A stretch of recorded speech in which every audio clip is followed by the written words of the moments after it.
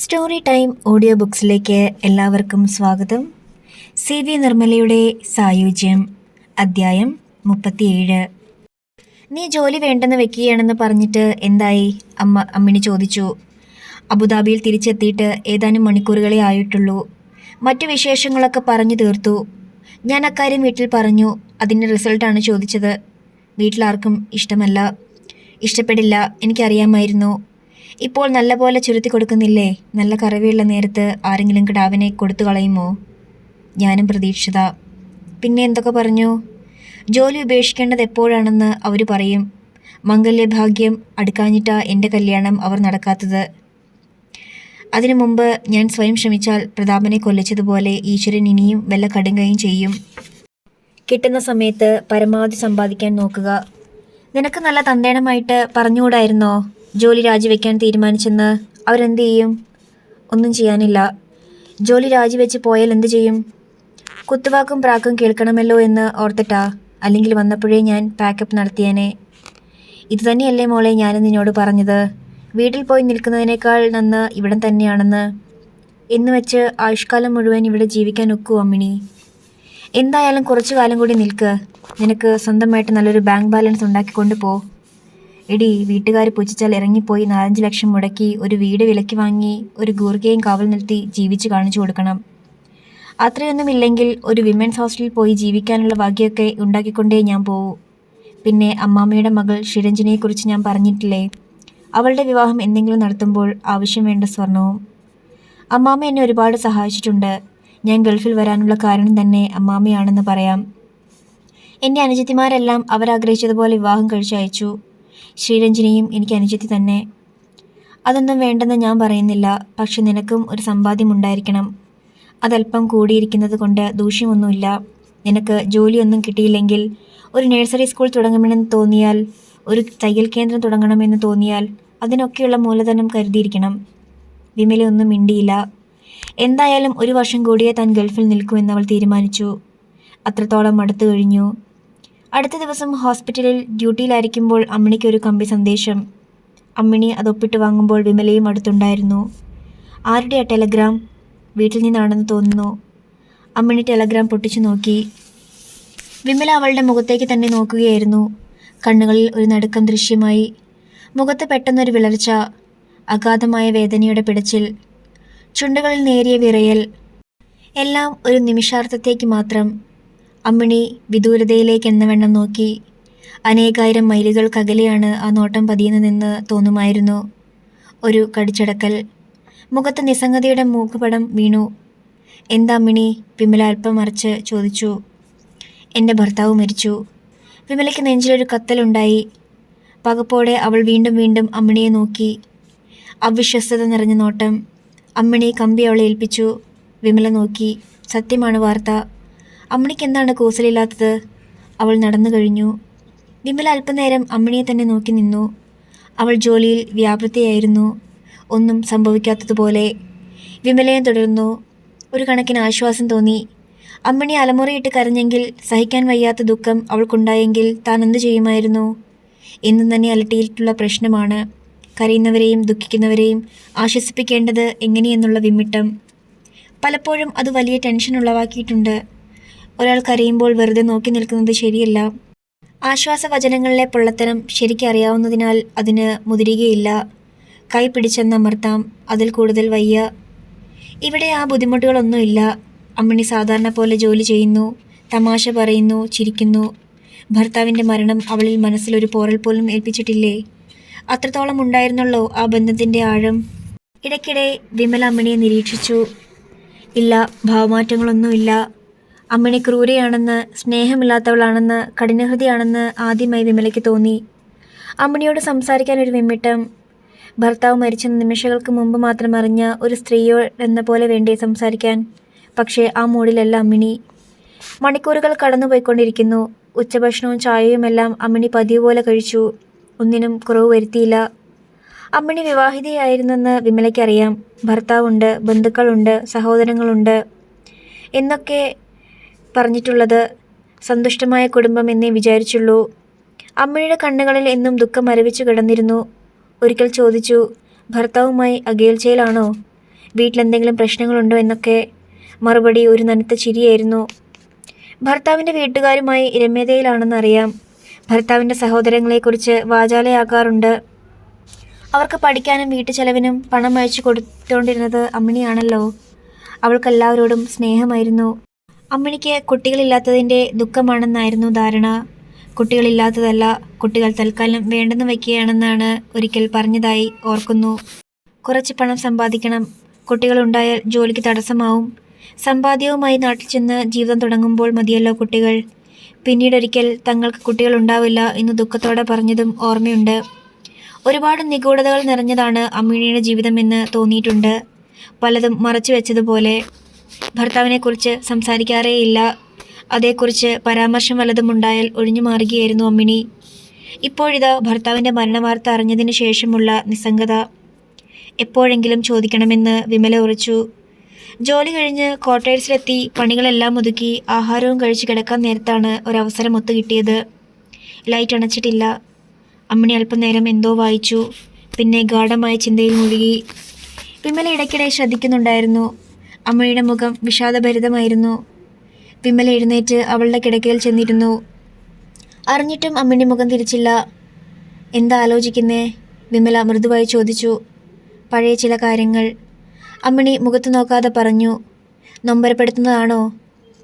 പണ്ട് സന്തോഷത്തിനെക്കുറിച്ച് ഓർത്താലും ഒരു ചെറിയ നൊമ്പരമല്ലേ ശേഷിക്കുക. എല്ലാ ഓർമ്മകളും മനസ്സിന് നൊമ്പരങ്ങളാണ്. ഞാനൊന്ന് ചോദിച്ചോട്ടെ അമ്മിണി? ചോദ്യം ക്രൂരമാണെന്ന് തോന്നരുത്. സ്വാതന്ത്ര്യമുള്ളതുകൊണ്ടാണ്. വിമലയ്ക്ക് എന്നോടൊന്നും ചോദിക്കാം, ഏതവസ്ഥയിലും. ഭർത്താവ് മരിച്ചതിൽ അമ്മിണിക്ക് വിഷമമില്ലേ? അതിൻ്റെ അർത്ഥം എനിക്ക് ശരിക്കും മനസ്സിലാവുന്നുണ്ട് വിമലേ. ഭർത്താവ് മരിച്ച വിവരത്തിന് കമ്പി കിട്ടിയുടൻ ഞാൻ അലമുറയിട്ട് കരഞ്ഞില്ല. ഓടി നടന്ന് എല്ലാവരെയും വിവരമറിയിച്ച് സഹതാപം തേടിയില്ല. ഭർത്താവിൻ്റെ ശവസംസ്കാരത്തിൽ പങ്കെടുക്കാൻ ഉടൻ അവധി വാങ്ങി നാട്ടിലേക്ക് വിമാനം കയറിയില്ല, അല്ലേ? അതെ. അതെന്തുകൊണ്ടാണെന്നോ? എൻ്റെ ഭർത്താവ് മരിച്ചതിൽ എനിക്ക് സന്തോഷമാണ്. ദൈവം അല്ലെങ്കിൽ വിധി എൻ്റെ ഭർത്താവിനോടും എന്നോടും ഏറ്റവും അധികം കരുണ കാണിച്ച ദിവസത്തെക്കുറിച്ച് ഞാൻ സന്തോഷിക്കുകയല്ലേ വേണ്ടത്? എനിക്കിത് ക്രൂരമായിട്ട് തോന്നുന്നു. അത് നിനക്ക് ഒന്നും അറിയാൻ പാടില്ലാത്തതുകൊണ്ട്. അമ്മിണി എന്നോട് ഒന്നും പറഞ്ഞിട്ടില്ല ഞാൻ ചോദിച്ചപ്പോഴെല്ലാം. എൻ്റെ ദുഃഖം മറ്റുള്ളവർക്ക് പങ്കിട്ട് കൊടുക്കാൻ എനിക്കിഷ്ടമില്ലാഞ്ഞിട്ട്. എൻ്റെ സന്തോഷത്തിൽ മാത്രമേ ഞാൻ ആരെയും പങ്കുചേർക്കാറുള്ളൂ. കഴിഞ്ഞ 10 വർഷമായിട്ട് അമ്മിണിയുടെ സന്തോഷത്തിൽ നിന്നാണ് ഞാൻ പങ്കുപറ്റിയത്. ഇന്ന് ദുഃഖത്തിൻ്റെ പങ്കാവട്ടെ, അല്ലെങ്കിൽ സന്തോഷത്തിൻ്റെ ആകട്ടെ. ഭർത്താവ് മരിച്ചതിൽ സന്തോഷമാണെന്നല്ലേ പറഞ്ഞത്? അമ്മിണി അല്പനേരം ചിന്താമോഹിയായിരുന്നു. ഓർമ്മകളെ ചിട്ടപ്പെടുത്തുകയാണെന്ന് തോന്നി. ഒരു ദീർഘനിശ്വാസത്തിൻ്റെ തുടർച്ചയായി അവൾ പറഞ്ഞു. സന്തോഷമാണോ അതോ ദുഃഖമാണോ എനിക്കറിയില്ല. ദുഃഖിക്കുകയാണോ സന്തോഷിക്കുകയാണോ വേണ്ടതെന്നും അറിയില്ല. 13 വർഷം മുമ്പ് അയാൾ എന്നെ കല്യാണം കഴിച്ചതാണ്. വീട്ടുകാരും നാട്ടുകാരുമെല്ലാം അംഗീകരിച്ച് ആശീർവദിച്ചുള്ള കല്യാണം. ഗൾഫിൽ ജോലി കിട്ടി 6 മാസത്തിനു ശേഷമായിരുന്നു കല്യാണം നടന്നത്. വിവാഹ ജീവിതത്തിലേക്ക് കാലൂന്നിയ ഒരു പെണ്ണിൻ്റെ ഹൃദയാഭിലാഷങ്ങളെക്കുറിച്ച് ഞാൻ വിവരിക്കുന്നില്ല. നിനക്ക് ഊഹിക്കാമല്ലോ. ഭർത്താവിന് ജോലി വല്ലതും? താലൂക്ക് ഓഫീസിൽ ക്ലർക്കായിരുന്നു. കാണാൻ യോഗ്യൻ. വലിയ കുടുംബസ്ഥിതിയോ ധനസ്ഥിതിയോ ഒന്നുമില്ല. കഷ്ടിച്ച് കഴിഞ്ഞുകൂടുന്ന ഒരു കുടുംബത്തിലെ 7 മക്കളിൽ മൂത്തയാൾ. അയാളെ ആശ്രയിച്ചാണ് ആ കുടുംബം പുലർന്നിരുന്നത്. സാമ്പത്തിക ഭദ്രതയ്ക്ക് വേണ്ടിയാണ് അയാൾ ഗൾഫിൽ ജോലിയുള്ള ഒരു പെൺകുട്ടിയെ തന്നെ ഭാര്യയാക്കാൻ തീരുമാനിച്ചതും. എന്നിട്ട് ചതി പറ്റിയത് എനിക്കാണ്. എൻ്റെ ജീവിതം ഉടഞ്ഞുപോയി. അവളൊന്ന് നിർത്തി. അധ്യായം 38. എന്തു ചതി പറ്റിയെന്നാണ്? വിമലയ്ക്ക് ഉദ്വേഗമായി. ആ വിവാഹബന്ധം ഒരു ചതിയായിരുന്നു. വിമലയ്ക്ക് എൻ്റെ വീട്ടുകാരെ അറിയില്ലല്ലോ. എനിക്കും പ്രായമായ മാതാപിതാക്കളും ഒരു പറ്റം സഹോദരങ്ങളുമുണ്ട്. പാവപ്പെട്ടതിൽ പാവപ്പെട്ടവരായ കുടുംബത്തിലാണ് ഞാനും ജനിച്ചത്. ദാരിദ്ര്യത്തിൻ്റെ പീഡകൾ വിമലയ്ക്കും അറിയാമല്ലോ. എൻ്റെ പ്രയത്നഫലം ഊറ്റിക്കറക്കണമെന്ന് ഏതായാലും എൻ്റെ വീട്ടുകാർ ആഗ്രഹിച്ചില്ല. സഹോദരങ്ങൾക്കെല്ലാം ഓരോ ചെറിയ പണികളുണ്ട്. ഒരുത്തൻ ഓട്ടോമൊബൈൽ വർക്ക്ഷോപ്പിലാണെങ്കിൽ അടുത്തവൻ തടി ഡിപ്പോയിൽ, ഇളയവൻ ഒരു വാച്ച് റിപ്പയറിംഗ് നടത്തുന്നു. 2 ചേച്ചിമാർ വിവാഹിതരായിപ്പോയി. അനുജത്തിമാരിൽ ഒരാൾ ടൈപ്പ് റൈറ്റിംഗ് ഇൻസ്റ്റിറ്റ്യൂട്ടിൽ ജോലി ചെയ്യുന്നു. മറ്റേയാൾ തയ്യൽക്കടയിൽ. അവരവരുടെ കാര്യം തട്ടിമുട്ടി കഴിയാനുള്ള വരുമാനമുണ്ട്. എന്നാലും കുടുംബത്തിൽ വലിയൊരാവശ്യം വന്നാൽ ഞാൻ തന്നെ ആശ്രയം. വീട് ഓടിക്കാനും അനുജത്തിക്ക് തയ്യൽക്കട തുടങ്ങാനും അനുജന് വാച്ച് റിപ്പയറിംഗ് ഷോപ്പ് തുടങ്ങാനുമെല്ലാം പണം ഇറക്കിയത് ഞാൻ തന്നെ. 100 രൂപയ്ക്ക് മീതെ എത്ര തുക ഒന്നിച്ചെടുക്കേണ്ടി വന്നാലും ഞാനാണ് അവരുടെ അഭയം. എന്നിട്ടും ജോലി കിട്ടി അധികം കഴിയും മുമ്പേ അവർ എൻ്റെ വിവാഹം നടത്തി. എൻ്റെ നല്ല ഭാവിയെ കരുതി തന്നെ. വിവാഹശേഷം എന്തു സംഭവിച്ചു? വിവാഹം നടത്തിയ ആ ഒരു അവധിക്കാലം മാത്രമേ ഞാൻ ഭർത്താവിനൊപ്പം ഭാര്യയായി ജീവിച്ചുള്ളൂ. ആ ചുരുങ്ങിയ കാലത്ത് തന്നെ വിചിത്രമായ പെരുമാറ്റ രീതി കൊണ്ട് അയാൾ എന്നെ അമ്പരപ്പിച്ചിരുന്നു. പെട്ടെന്നാണ് ഭാവമാറ്റങ്ങൾ ഉണ്ടാവുക. ഒന്നുകിൽ കലശലായ കോപം, അല്ലെങ്കിൽ ദുഃഖം. സന്തോഷിച്ചിരിക്കുന്നതിനിടയിൽ ഒരു കാരണവുമില്ലാതെ കയർക്കുക. ചിലപ്പോൾ ദിവസങ്ങളോളം മിണ്ടാതിരിക്കുക. അയാൾ എന്തൊക്കെയോ ഗുളികകൾ കഴിക്കുന്നുണ്ടായിരുന്നു. അവധി കഴിഞ്ഞ് ഗൾഫിലേക്ക് പോരുമ്പോൾ അമ്പരപ്പ് മാത്രമേ എന്നിൽ ശേഷിച്ചിരുന്നുള്ളൂ. ഇവിടെ വന്നിട്ട് ഞാൻ പല കത്തുകൾ അയച്ചു. ചിലതിന് മറുപടി കിട്ടി. ഒരു കത്തിൽ ഉടൻ വിവാഹമോചനം നടത്തണമെന്ന് എഴുതിയിരുന്നു. മറ്റൊന്നിൽ പ്രേമം വാരിക്കോരി ചൊരിഞ്ഞിരിക്കുന്നു. ഇനി ഒന്നിൽ എന്നോട് ജോലി രാജിവെച്ച് വേഗം നാട്ടിൽ മടങ്ങിയെത്തണമെന്ന്. ആദ്യമൊക്കെ ഞാൻ പകച്ചുപോയി. എന്തു ചെയ്യണമെന്നറിയില്ലായിരുന്നു. ആൾ വളരെ എക്സെൻട്രിക് ആയിരിക്കുമെന്ന് ഞാൻ സമാധാനിച്ചു. അക്കൊല്ലം അവധിക്ക് നാട്ടിൽ പോകുന്നതിന് മുമ്പേ ഞാൻ അറിഞ്ഞു ആൾ സസ്പെൻഷനിലാണെന്ന്. കൈക്കൂലി കേസാണ്. ഇടപാടുകാരുടെ ചതിയായിരുന്നു. വിജിലൻസുകാർ കൈയോടെ പിടികൂടി. എന്തായാലും ജോലി പോകുമെന്ന് ഉറപ്പായി. നാട്ടിൽ ചെന്നപ്പോൾ ഭർത്താവിന് ആകെ ഒരു മാറ്റം. മിണ്ടാട്ടമില്ല. അപരിചിതൻ എന്ന പോലെയാണ് എന്നെ നോക്കിയത്. ജോലി നഷ്ടപ്പെടുന്നതിൻ്റെ വിഷമമാണെന്ന് കരുതി ഞാൻ സമാധാനിപ്പിക്കാൻ ശ്രമിച്ചു. അതുകൊണ്ടൊന്നും ഫലമുണ്ടായില്ല. അബുദാബിയിലൊരു ജോലി സംഘടിപ്പിച്ചു കൊടുക്കാമെന്ന് ആശ്വസിച്ചപ്പോൾ സന്തോഷം കണ്ടു. അതിന് സമ്മതമായിരുന്നു. ഞാൻ അബുദാബിയിൽ തിരിച്ചു വന്ന ശേഷം ജോലിക്കുള്ള ശ്രമം തുടങ്ങി. അന്നത്തെ കാലത്ത് ഒരാൾക്ക് ജോലി തേടിക്കൊടുക്കുക എളുപ്പമായിരുന്നു. ജോലി റെഡിയായിട്ടുണ്ടെന്നും അടുത്ത തവണ വരുമ്പോൾ എന്നോടൊപ്പം പോരാൻ തയ്യാറായിരിക്കണമെന്നും എഴുതി. മറുപടി കിട്ടിയില്ല. വീണ്ടും 2 തവണ കൂടി ഞാൻ എഴുതി. അതിന് മറുപടിയില്ല. ഒടുവിൽ ഭർത്താവിൻ്റെ വീട്ടുകാരുടെ കത്ത് വന്നു. ഗൾഫിൽ ജോലി വാങ്ങിക്കൊടുക്കാനുള്ള ശ്രമം ഉപേക്ഷിക്കണമെന്നും അവിടേക്ക് മകനെ ജോലിക്ക് അയക്കാൻ ഒട്ടും താല്പര്യമില്ല എന്നും.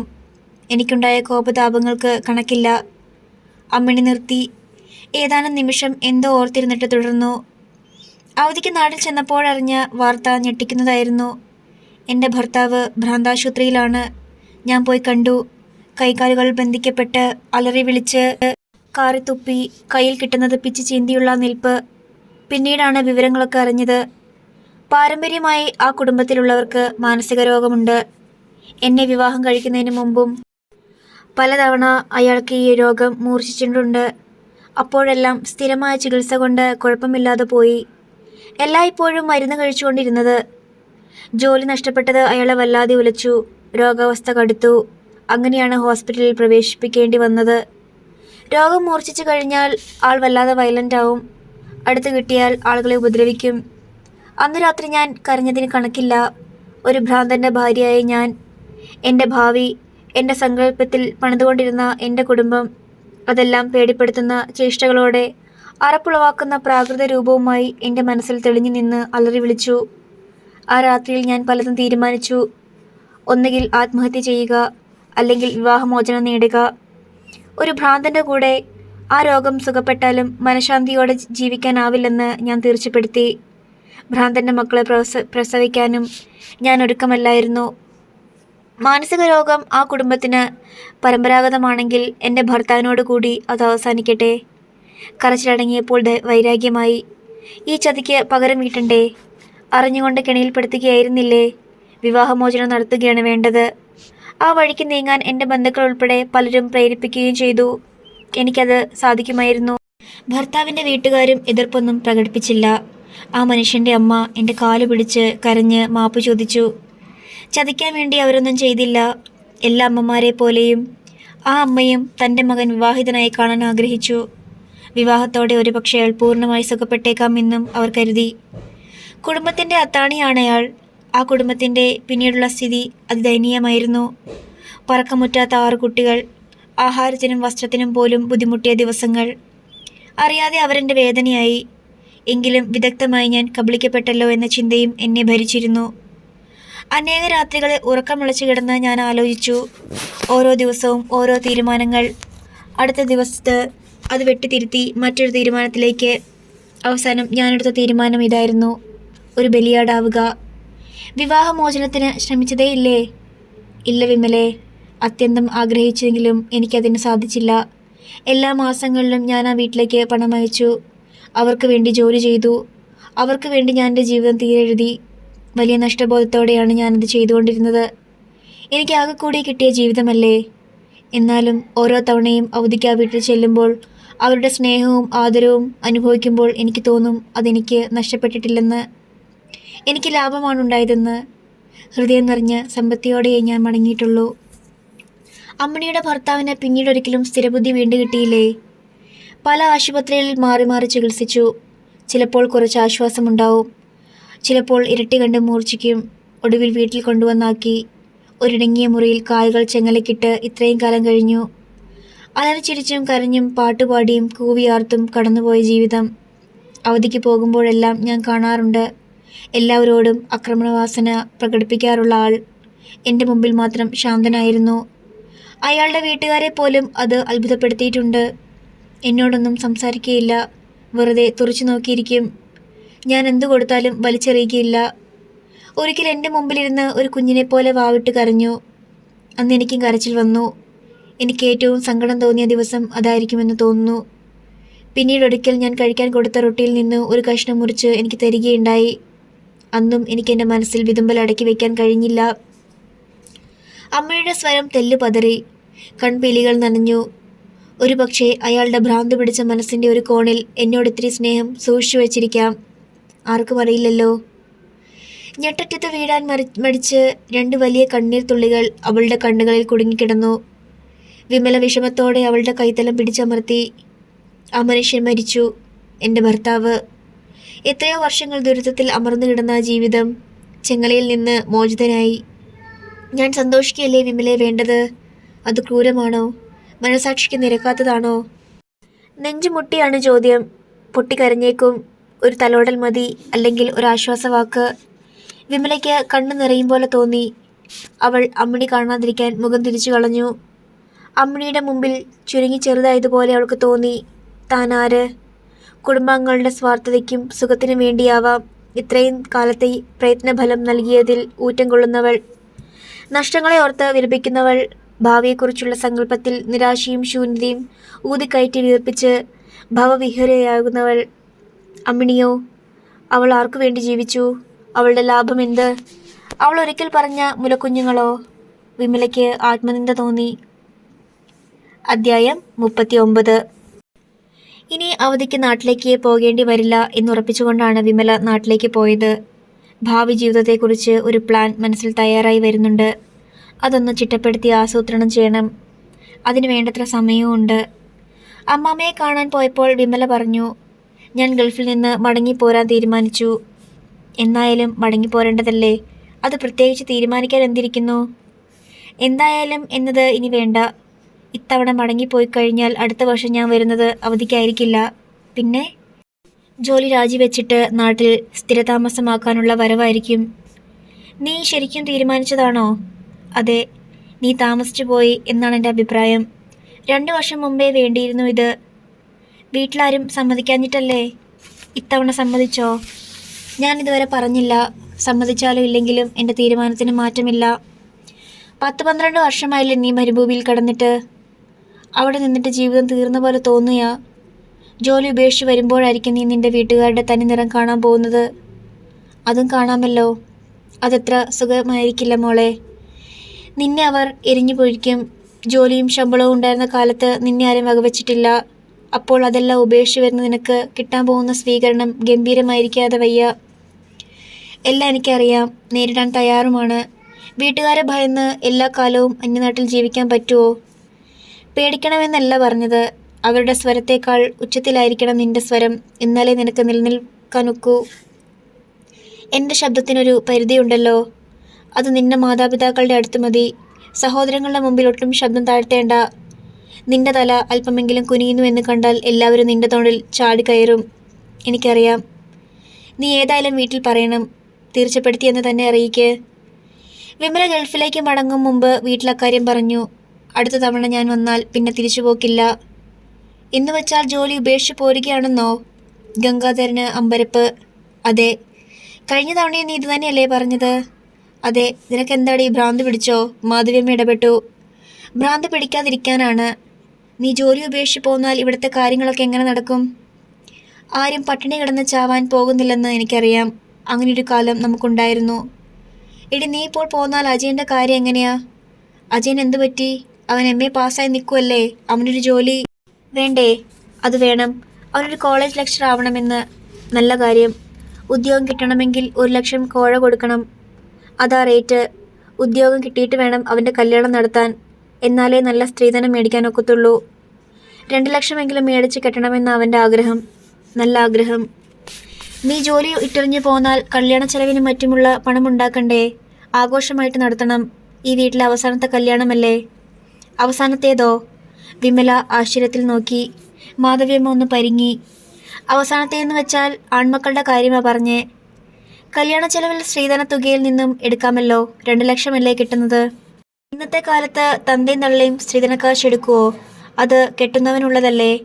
1,00,000 രൂപ ആഭരണത്തിന്, ബാക്കി 1,00,000 രൂപ ബാങ്ക് ഡിപ്പോസിറ്റ്. അതെ ചേച്ചി, എന്തെങ്കിലും ഒരു വീട് വെച്ച് മാറണമെന്ന് തോന്നിയാൽ ഒരു കരുതൽ വേണ്ടേ? അജയൻ പറഞ്ഞു. അത് വേണം. നീ ദീർഘവീക്ഷണമുള്ളവനാണല്ലോ. എന്തെല്ലാം കണക്ക് കൂട്ടി വെച്ചിരിക്കുന്നു. അതുകൊണ്ടാ പറഞ്ഞത് ചേച്ചി 2-3 വർഷം കൂടി കഴിഞ്ഞിട്ട് പോന്നാൽ മതിയെന്ന്. പിന്നെ ചേച്ചിക്ക് ഒരു ഉത്തരവാദിത്തമില്ല. സുഖം. ശരി, നിനക്ക് ഞാൻ 1,00,000 മുടക്കി ജോലി വാങ്ങിത്തന്ന് വേറെ ഒരു 50 മുടക്കി കല്യാണവും ഗംഭീരമായി നടത്തി 2-3 വർഷം കഴിഞ്ഞ് ഇങ്ങ് വന്നാൽ എൻ്റെ കാര്യം നീ നോക്കുവോ?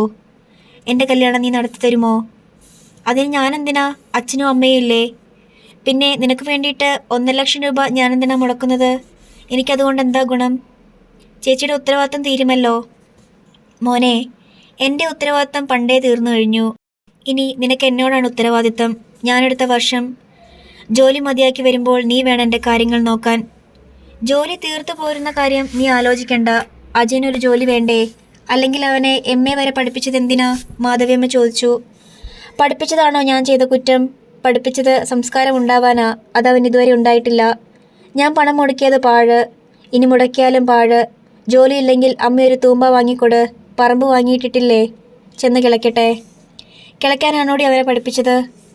അല്ല, പക്ഷേ പഠിപ്പിക്കേണ്ടത് അതായിരുന്നു.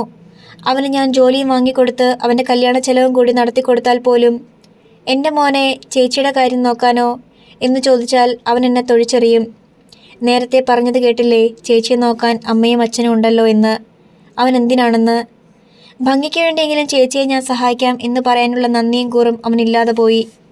ഗൾഫിൽ ജോലി കിട്ടിയ ഉടനെ 6 പട്ടികളെ വാങ്ങി തീറ്റ കൊടുക്കുകയായിരുന്നു ഞാൻ ചെയ്യേണ്ടിയിരുന്നത്. എങ്കിൽ എനിക്കിന്ന് നല്ല കാവൽ കിട്ടുമായിരുന്നു.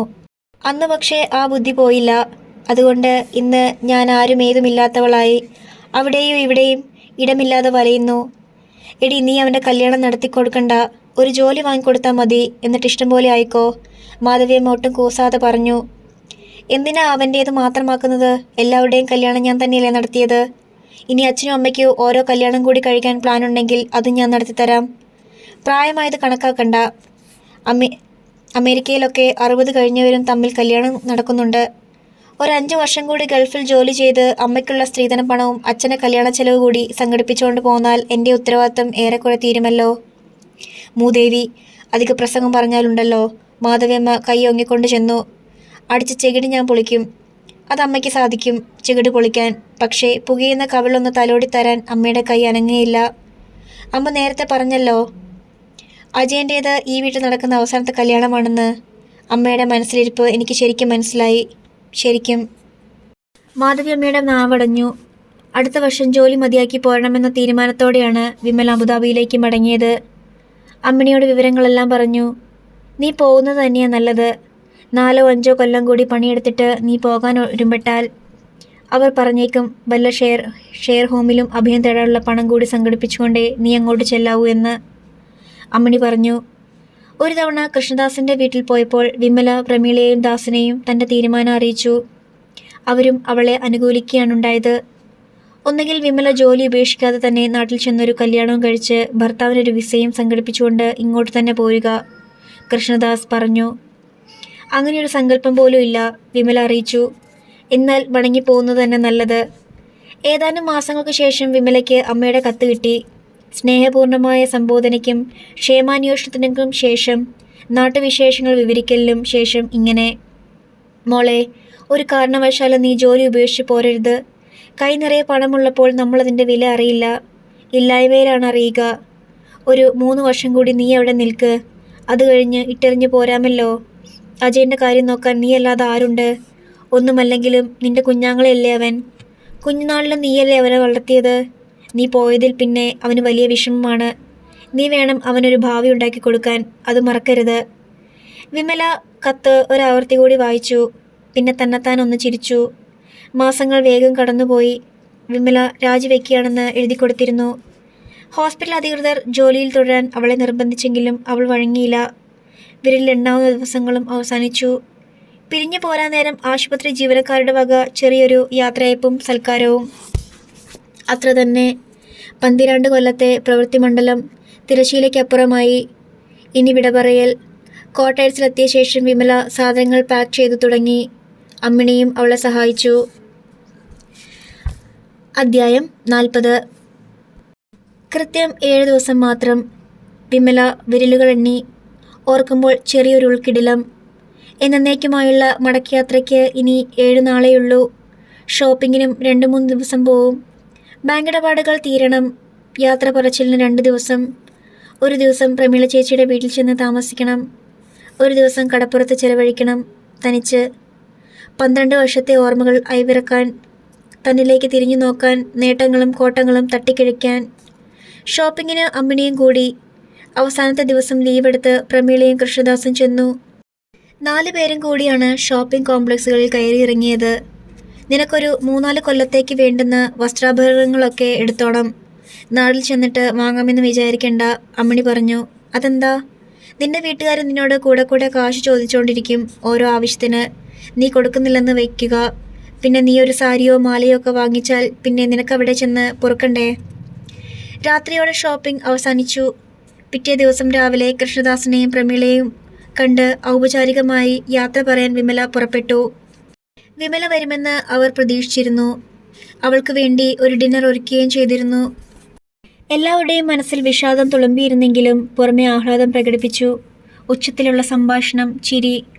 ആഹാരം കഴിക്കുന്നതിനിടെ വിമല പറഞ്ഞു, 12 വർഷം കടന്നുപോയത് അറിഞ്ഞില്ല.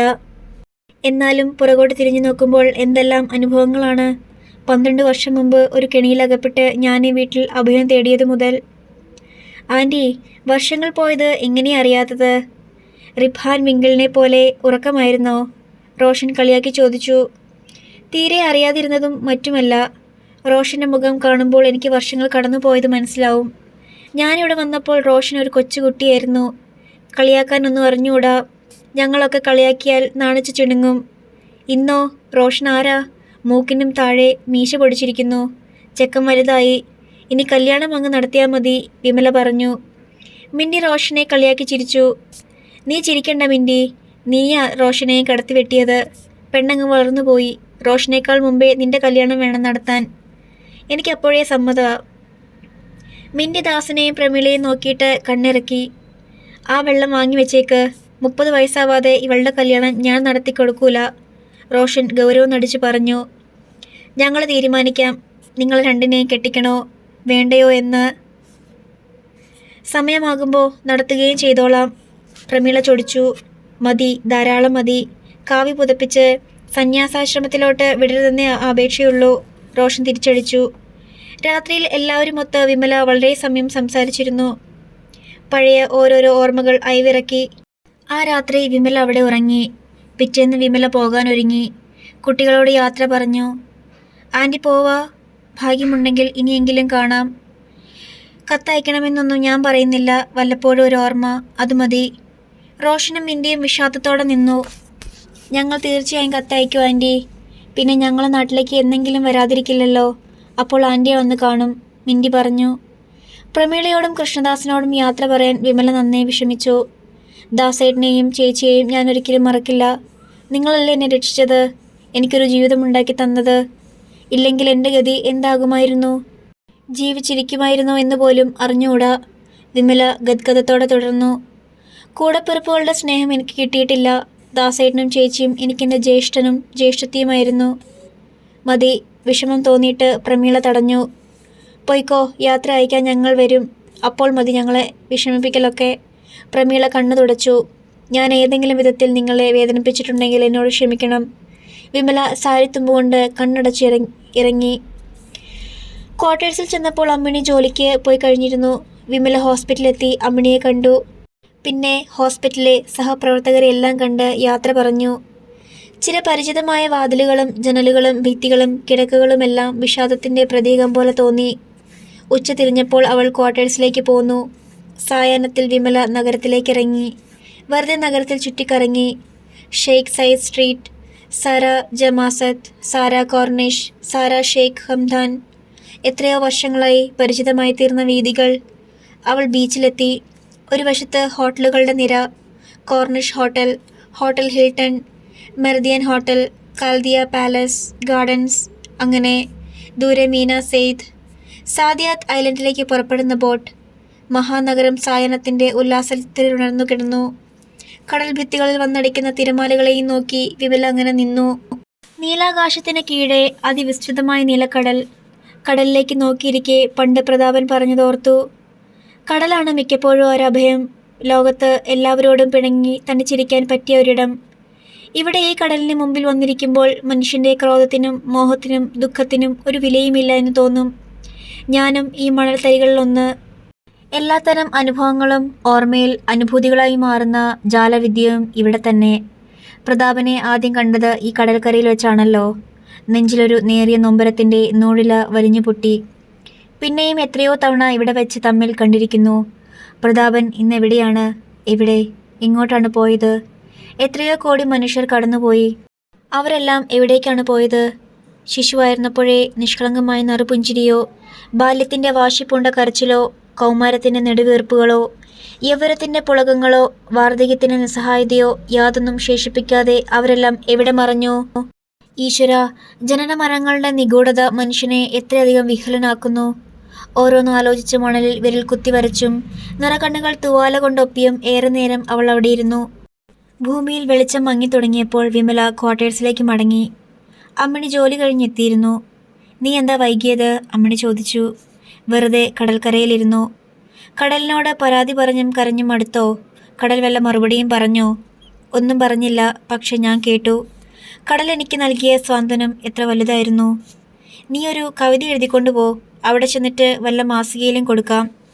വിമലയ്ക്ക് തമാശ രുചിക്കാത്ത സമയമാണെന്ന് അമ്മിണിക്ക് പെട്ടെന്ന് തന്നെ മനസ്സിലായി. നീ വളരെ സീരിയസ് ആണല്ലോ. എന്തു പറ്റി? നാളെ പുറപ്പെടുകയല്ലേ? സന്തോഷിക്കല്ലേ വേണ്ടത്. നീ എന്തിനാ വിഷമിക്കുന്നേ?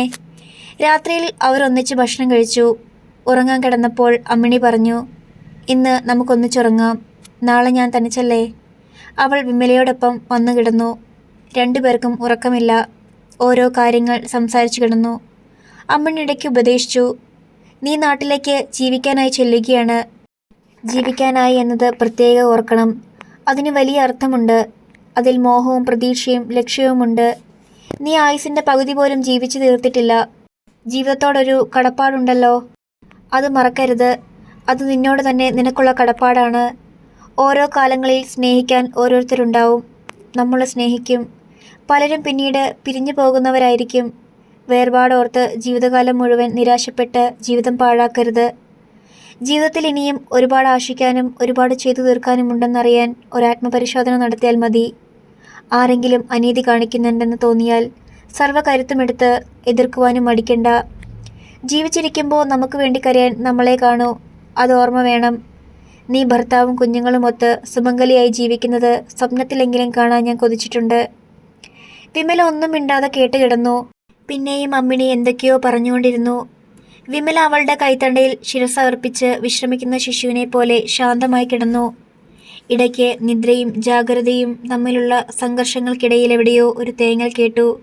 മയക്കത്തിലേക്ക് ഊർന്നുറങ്ങുകയായിരുന്ന മനസ്സ് വല്ലായ്മയോടെ ഉണർന്നു. ഇരുട്ടിലൊന്നും കാണാനില്ല. അമ്മിണിയുടെ ഉടൽ തേങ്ങലിൽ വിറയ്ക്കുന്നു. ഞെരുങ്ങിയടങ്ങുന്ന തേങ്ങലിൻ്റെ ചീളുകൾ ഇടയ്ക്ക് ചിലമ്പി വീഴുന്നു. അമ്മിണി. വിമല അവളുടെ തോളിൽ കൈവച്ചു. പെട്ടെന്ന് അമ്മിണി നിശ്ചലമായി. പിന്നെ തേങ്ങലോ നെടുവീർപ്പോ ഒന്നും കേട്ടില്ല. വിമലയുടെ കണ്ണു നിറഞ്ഞു.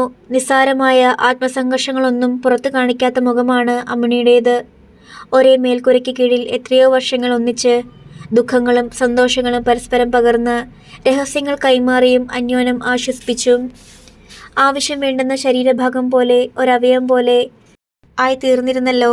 മുറിച്ചു മാറ്റുമ്പോൾ വേദനയുണ്ടാവാതെ വയ്യ. അമ്മിണി എന്നും ഒരു ചേച്ചിയും കൂട്ടുകാരിയുമായിരുന്നു തനിക്ക്. അമ്മിണിയുടെ മുലക്കുഞ്ഞുങ്ങളിൽ ഒരുവളായിരുന്നില്ലേ താനും. വേർപാടിന് എന്തുമാത്രം നൊമ്പരം. 12 വർഷങ്ങളുടെ സ്നേഹവും സൗഹൃദവും ഈടുവച്ചിട്ടുണ്ടായ നൊമ്പരം. വിമല ഓരോന്നോർത്തു കിടന്നു. അടുത്ത ദിവസം രാവിലെ വിമലയെ യാത്രയാക്കാൻ പ്രമീളയും കൃഷ്ണദാസും വന്നു. അവർ ഓരോ വലിയ ബണ്ടിലുകളിലും കൊണ്ടുവന്നിരുന്നു വിമലയ്ക്കുള്ള സമ്മാനങ്ങൾ. വീട്ടിൽ ചെന്നിട്ട് തുറന്നു നോക്കിയാൽ മതി, പ്രമീള പറഞ്ഞു. ഏതായാലും മടുത്തു മടങ്ങുകയാണ്. എന്നാൽ പിന്നെ ശരിക്കൊന്ന് ചുമക്കട്ടെ എന്ന് വെച്ചു അല്ലേ? അവസാനത്തെ ചുമടല്ലേ? അമ്മിണി ഫലിത രൂപേണ പറഞ്ഞു. വിമല ഒരുങ്ങിയിറങ്ങാൻ നേരം അമ്മിണി വർണ്ണക്കടലാസിൽ പൊതിഞ്ഞ ചെറിയൊരു ഡപ്പി വിമലയ്ക്ക് കൊടുത്തു. ചെറിയൊരു സമ്മാനമാ, നിന്നെക്കൊണ്ട് ചുമടെടുപ്പിക്കാൻ മനസ്സില്ലാഞ്ഞ ചെറുതാക്കിയത്. ടാക്സി സ്റ്റാൻഡ് വരെ പ്രമീളയും കൃഷ്ണദാസും അവരെ അനുഗമിച്ചു. വിമലയും അമ്മിണിയും ടാക്സിയിൽ കയറി. അമ്മിണി ലീവ് എടുത്തിരിക്കുകയാണ്. ഞാൻ എയർപോർട്ട് വരെ പോകുന്നുണ്ട്, അവൾ പ്രമീളയോട് പറഞ്ഞു. പോകട്ടെ, വിമല കൈവീശി. മെല്ലെ തലയാട്ടി. ടാക്സി നീങ്ങി തുടങ്ങിയപ്പോൾ അവരും കൈ ഉയർത്തി വീശി. എയർപോർട്ടിലേക്കുള്ള ദീർഘദൂരം മുഴുവൻ അമ്മിണിയും വിമലയും അവരവരുടെ ചിന്തകളിൽ മുഴുകി മൗനമായിരുന്നു. യാത്രക്കാർ വിമാനത്തിൽ കയറാനുള്ള ആദ്യത്തെ അറിയിപ്പ് ഉച്ചഭാഷണിയിലൂടെ മുഴങ്ങി. വിമല വിശ്രമമുറിയിൽ നിന്ന് എഴുന്നേറ്റു. ശരി, പൊയ്ക്കോ, അമ്മിണി സ്വരം കനപ്പിച്ച് പറഞ്ഞു. അവൾ വല്ലാതെ കടിച്ചു പിടിച്ചിരിക്കുന്നത് പോലെ തോന്നി. മുഖം മുറുകിയിരിക്കുന്നു. വലിയൊരു വേദനയോടെ എതിരാടാനുള്ള ദൃഢനിശ്ചയം കണ്ണുകളിൽ. ഞാൻ കത്തയക്കാം, വിമലയുടെ സ്വരമിടറി. നേരമായി. തീരെ സൗമ്യതയില്ലാത്ത സ്വരം, ശത്രുവിനോട് സംസാരിക്കുന്നത് പോലെ. അമ്മിണി എനിക്ക് എഴുതുമോ? എന്തിന്? ദാക്ഷ്യത്തോടെ ചോദിച്ചുവെങ്കിലും അമ്മിണി പെട്ടെന്ന് തരളയായി. മുറുക്കം മാറി മുഖത്ത് വേദനയും നിസ്സഹായതയും വ്യാപിച്ചു. എന്തിനാ വിമലേ? നീ എനിക്ക് ആദ്യത്തെ 1-2 വർഷം കത്തെഴുതിയേക്കും. ഞാൻ അതിന് മറുപടിയും അയച്ചേക്കും. പിന്നെ ഓർമ്മയും ആവേശവും തണുക്കും. അത് വേണ്ട, നമുക്കിവിടെ നിർത്താം. നീ ദുഃഖിതയാണോ, സന്തോഷിച്ചിരിക്കുകയാണോ, ജീവിച്ചിരിപ്പുണ്ടോ, മരിച്ചോ എന്നൊന്നും എനിക്കറിയണ്ട. നീ എന്നെക്കുറിച്ചും അറിയണ്ട. നമുക്ക് നമ്മുടെ സങ്കല്പം മാത്രം മതി. അതാണ് സൗന്ദര്യം. നീ ജീവിതത്തിൻ്റെ ഒരു വഴിയെ തിരിഞ്ഞു പോവും, ഞാൻ മറ്റൊരു വഴിയിലൂടെയും. നീ വിമലയായി തന്നെ ജീവിക്കുകയാണെന്ന സങ്കല്പം, അത് മതി. നിനക്ക് വരുന്ന ഒരു മാറ്റവും എനിക്ക് സഹിക്കാൻ പറ്റില്ല. അത് നിറഞ്ഞ ആനന്ദമായാലും നിറഞ്ഞ ദുഃഖമായാലും നീ എന്നും ഇതേ വിമല തന്നെയായിരിക്കട്ടെ. വിമലയുടെ കണ്ണു നിറഞ്ഞു. വേർപിരിയാൻ നേരം അമ്മിണി അവളുടെ വിരലുകളിൽ ഷാഢ്യത്തോടെ പിടിച്ചു. മുഖത്തേക്ക് ഉറ്റുനോക്കി. ഇനി നമ്മളൊരിക്കലും കാണുകയില്ലായിരിക്കും. നമ്മൾ മറന്നേക്കും. എന്നാലും നിന്നെ എനിക്ക് ഒരുപാട് ഇഷ്ടമായിരുന്നു മോളെ, ഒരുപാട്. വിമലയുടെ വിരലുകൾ ഞെരിഞ്ഞ് വേദനിച്ചു. തുവാല കൊണ്ട് കണ്ണുകൾ ഒപ്പിക്കൊണ്ട് അവൾ വിമാനത്തിന് നേർക്ക് നടന്നു. ഇടയ്ക്കിടെ തിരിഞ്ഞു നോക്കി. വിമാനത്തിൻ്റെ വാതിലിൽ നിന്ന് അവൾ ഒരിക്കൽ കൂടി നോക്കി. അമ്മിണിയില്ല. യാത്ര അയക്കാൻ വന്ന അനേകം ആളുകൾക്കിടയിൽ എവിടെയോ അമ്മിണി മറഞ്ഞു. ഇനി ഒരിക്കലും അമ്മിണിയെ കാണുകയില്ലായിരിക്കാം, ഒരിക്കലും. സീറ്റിലിരുന്ന് വിമല അമ്മിണിയുടെ സമ്മാന ഡപ്പി തുറന്നു. സ്വർണ്ണ തകിട് കൊണ്ടുള്ള തീരെ ചെറിയ ഡപ്പി. അതിനുള്ളിൽ മഞ്ചടിക്കുരുവിനോളം വലിപ്പമുള്ള മുത്ത്. സ്നേഹത്തിൻ്റെ ഓർമ്മയായി സൂക്ഷിച്ചു വയ്ക്കാൻ. വിമാനം പറന്നുയർന്നു. താഴെ വേനലിൽ ഉഴുതുമറിച്ചിട്ട വയൽ പോലെ മരുഭൂമി. പിന്നെ അതിന് വരമ്പുകൾ തീർക്കുന്ന നീലക്കടൽ. മറയുകയാണെല്ലാം. മരുഭൂമിയുടെ തീക്ഷ്ണതകളോട് വിട. അടുത്ത അധ്യായം നാളെ.